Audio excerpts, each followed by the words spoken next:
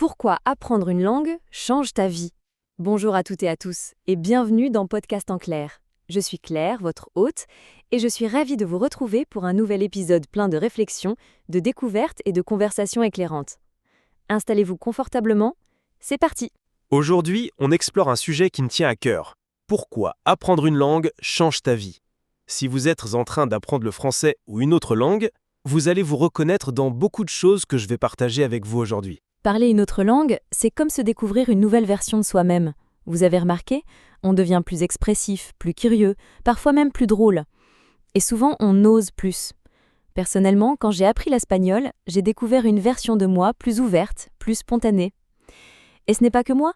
Beaucoup d'apprenants racontent qu'ils sentent qu'ils vivent une double vie linguistique. Apprendre une langue, c'est aussi s'ouvrir à une culture, à une manière de penser, d'aimer, de manger, de vivre. Et ça change notre façon de voir le monde. Le mot cafuné au Brésil ou Fernweh en allemand, ce sont des idées qu'on ne peut même pas exprimer dans sa langue maternelle.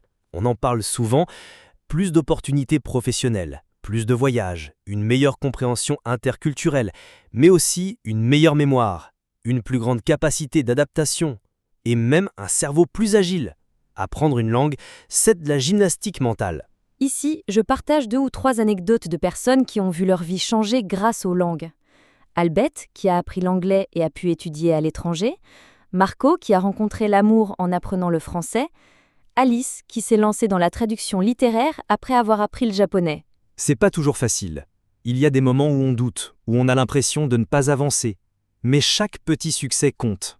Comprendre une blague, faire une commande au restaurant, comprendre une chanson. Alors, qu'est-ce que vous attendez pour vous plonger dans une nouvelle langue? Peut-être que vous y êtes déjà. Dans ce cas, continuez. Parce que chaque mot appris est une porte ouverte. Comment rester motivé quand on a l'impression de stagner? On va parler d'un moment qu'on connaît tous quand on apprend une langue. Ce moment, on a l'impression de stagner. On a l'impression qu'on n'avance plus, qu'on n'apprend plus rien, que notre cerveau est bloqué. Alors qu'on fait plein d'efforts. Moi, j'appelle ça le plateau invisible. T'as l'impression de faire du surplace. Tu continues à écouter des podcasts, à lire, à parler, mais rien ne bouge. Exactement. Mais souvent, ce n'est pas qu'on n'apprend plus, c'est qu'on ne voit pas les progrès. Parce que les premiers progrès sont spectaculaires. Ensuite, c'est plus subtil. Alors moi, ce qui m'aide, c'est de changer de méthode. Par exemple, passer de la grammaire aux vidéos YouTube ou faire un journal en langue sigle. Et toi, John? Moi, j'ai une technique. Le retour au début. Je réécoute des podcasts que j'écoutais au début. Et là, je me dis, waouh, en fait, j'ai trop progressé. Ça motive de fou. Et parfois, il faut accepter de faire une pause, une vraie. Pas pour abandonner, mais pour revenir plus fort. Oui, parce que parfois le cerveau travaille en mode silencieux. Tu crois que tu fais rien, mais ça bosse là-dedans. Un mot que tu comprends sans le traduire. Une conversation que tu tiens sans paniquer. Ça, c'est des victoires. Il faut les célébrer. Moi, je fais une danse de la victoire dans ma cuisine. Moi, c'est une chanson à fond dans le salon. Alors, si vous avez l'impression de stagner, respirez, observez, changez d'approche. Et surtout, n'oubliez pas, c'est normal. C'est même un signe que vous êtes sur le bon chemin. Merci Joël d'avoir partagé tout ça avec nous. Merci à toi, Claire. Et vous, chers auditeurs, on vous retrouve très bientôt dans Podcast en clair. Et d'ici là, restez curieux et confiants. À très vite. Si vous avez aimé cet épisode, laissez une note, un commentaire et partagez-le avec quelqu'un qui apprend une langue aussi. À très bientôt pour un nouvel épisode. Podcast en clair, thème 3. La musique et les langues. Apprendre en chantant. Bonjour à tous et à tous, ici Claire dans Podcast en clair. Aujourd'hui, on va chanter, ou presque, parce qu'on parle de musique.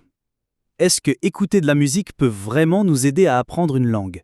Ma réponse, un grand oui, et je vais vous montrer comment. La musique stimule la mémoire émotionnelle.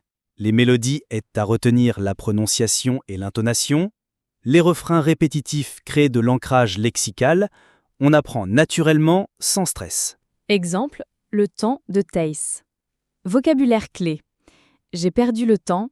Si tu savais combien j'ai mal. Structure grammaticale, le passé composé, les hypothèses avec si.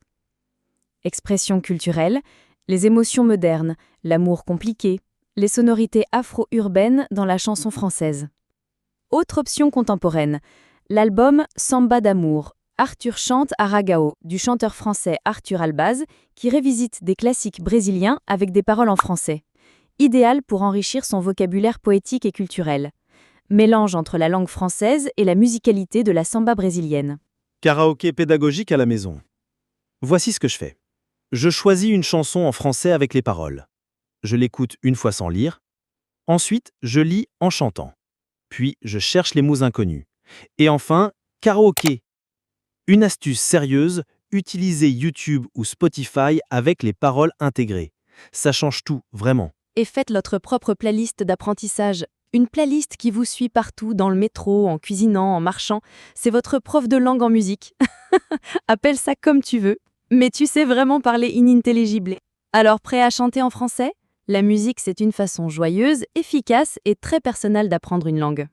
N'oubliez pas, chaque chanson est une mini-leçon déguisée. Merci d'avoir été là. Si vous avez une chanson préférée pour apprendre, envoyez-moi-la sur les réseaux sociaux. Et on se retrouve très bientôt pour un nouvel épisode.